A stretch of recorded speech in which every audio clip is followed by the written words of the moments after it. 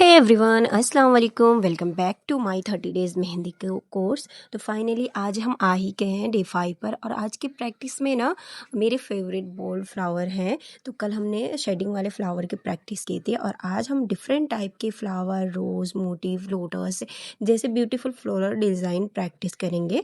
अब चलो हम स्टार्ट करते हैं।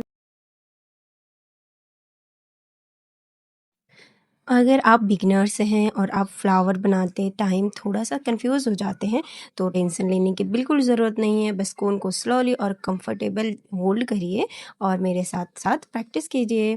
सिंपल फ्लावर सबसे पहले हम ना स्टार्ट करेंगे एक सिंपल फ्लावर मोटिव से। पहले सेंटर में एक स्मॉल सर्कल बनाएँगे और उसके अराउंड पेटल्स क्रिएट करेंगे। यहाँ एक इम्पॉर्टेंट बात है, पेटल को बिल्कुल परफेक्ट बनाने की टेंशन मत लेना। स्टार्टिंग में थोड़ा इधर-उधर हो सकता है और हॉनेस्टली प्रैक्टिस के साथ ही ना हैंड सेट होता है। बस कोन का प्रेशर सेम रखने की कोशिश कीजिए और थोड़ा-सा डिज़ाइन को और ब्यूटीफुल बनाइए।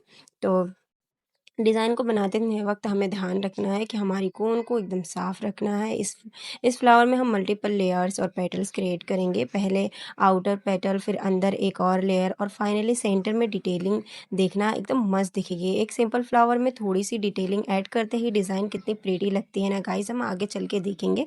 अब आते हैं एक ब्यूटीफुल रोज़ मोटिव पर। रोज़ बनाते वक़्त सबसे पहले और सबसे इम्पॉर्टेंट है कि कर्व हम एक स्मॉल स्पाइरल से स्टार्ट करेंगे और उसके अराउंड कर्व पेटल्स ऐड करते जाएंगे। अब इतना स्लोली प्रैक्टिस करेंगे उतनी ही क्लीन आपकी लाइंस होती जाएंगी। और हाँ, रोज़ बनाते वक्त जल्दी बिल्कुल मत करना, वरना रोज़ के जगह कुछ और ही बन जाएगा। समझ रहे हैं ना आप? बनाते कुछ और ही बन जाएगा। तो लोटस में पहले सेंटर का स्ट्रक्चर बनाएंगे, फिर साइड के पेटल्स और लास्ट में आउटर पेटल्स को नाइसली डिफाइन करेंगे। लोटस को ब्यूटीफुल बनाने के लिए हम आराम से बनाएंगे और थोड़ा ध्यान से दोनों साइड ऑलमोस्ट बैलेंस होने चाहिए। और अगर थोड़ी सी डिफरेंस हो भी गई हो तो कोई प्रॉब्लम नहीं है, प्रैक्टिस करते करते परफेक्ट हो जाएगी। अब हम थोड़ी स्मॉल डिटेलिंग भी प्रैक्टिस करेंगे। ये छोटी-छोटी लाइंस और स्ट्रोक फ्लोरल मोटिव्स को ना और भी अट्रैक्टिव बना देते हैं। आप नोटिस करेंगे कि एक ही फ्लावर को हम डिफरेंट वेज में डेकोरेट कर सकते हैं। इसलिए सिर्फ डिज़ाइन कॉपी करना ही इम्पोर्टेंट नहीं होता गाइस, डिज़ाइन को समझना और उसमें अपनी क्रिएटिविटी ऐड करना बहुत ज़रूरी होता है। और प्रैक्टिस करते रहिए। तो आज का चैलेंज है, आप इन सारे फ्लावर मोटिव्स को कम से कम 2 से 3 बार प्रैक्टिस ज़रूर करिएगा। पहली बार परफेक्ट नहीं बना तो बिल्कुल टेंशन नहीं लेना है, सेकंड टाइम थोड़ा बेटर बन जाएगा और थर्ड टाइम आप खुद बोलेंगे, अरे वाह! ये तो मैंने बना लिया, मैं बना सकती हूँ। तो गाइज़ ये था अ, आज का हमारा प्रैक्टिस डे 5 था। अगर आप मेरे साथ डेली प्रैक्टिस कर रहे हैं तो मुझे ज़रूर कमेंट करना और बताना कि आज में आपको सबसे खूबसूरत कौन-सा फ्लावर लगा है। और अगर आपने अभी तक के कोर्स नहीं जॉइन किया है तो कोई प्रॉब्लम नहीं है, प्लेलिस्ट में डे 1, डे 2, डे 3 सब मिल जाएँगे।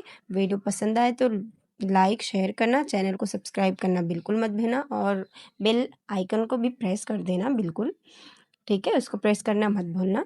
तो इसी तरह मेरे साथ प्रैक्टिस करते रहें और प्रैक्टिस में बनते रहें। इंशाअल्लाह मैं डे 30 तक के आप सबको ना एकदम अच्छे से बनाना सब कुछ सिखा दूँगी। तो कल मैंने बोला था कि मैं आपको कल डे 5 में आप लोगों को शेडिंग के कुछ अलग तरीके बताऊँगी। तो आज मैं शेडिंग के लिए ना लास्ट में आपके लिए एक फ्लावर मैंने बनाया है और शेडिंग को कैसे प्रैक्टिस आपको करना है वो भी मैंने बताया है।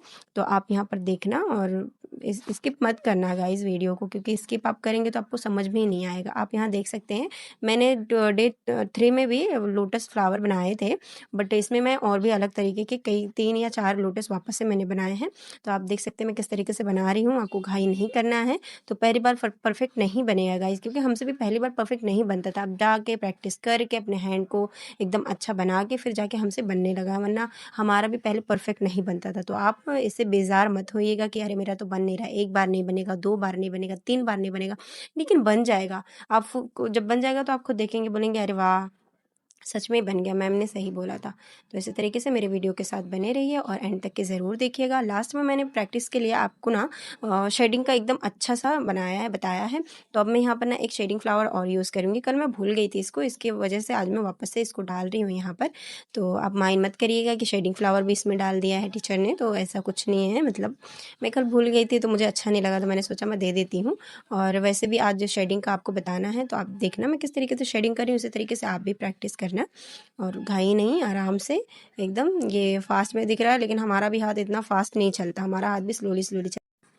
मेहंदी में ना गाइस दोनों चीज़ एक साथ नहीं हो सकती। मतलब हम फिनिशिंग और स्पीड दोनों एक साथ नहीं दे सकते हैं। हम अगर फिनिशिंग देखेंगे तो हमारी स्पीड स्लो ही रहेगी, और अगर हम स्पीड में लगाएंगे तो हमारी फिनिशिंग उतनी नहीं रहेगी। ऑलमोस्ट सबको लगता है टाइम, चाहे कोई कितना भी बड़ा मेहंदी आर्टिस्ट क्यों ना हो, उनको भी अपनी डिज़ाइन को ना परफेक्ट और क्लीन एलिगेंट लुक देने के लिए ना टाइम लगता है।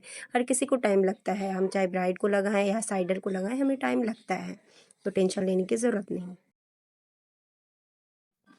तो ये था हमारा डे 5। मिलते हैं डे 6 में और एक ब्यूटीफुल मेहंदी प्रैक्टिस के साथ। तब तक प्रैक्टिस करते रहिए, कोन चलाते रहिए और अपनी मेहंदी को और अच्छा ब्यूटीफुल बनाते रहिए। अल्लाह हाफिज़, बाय।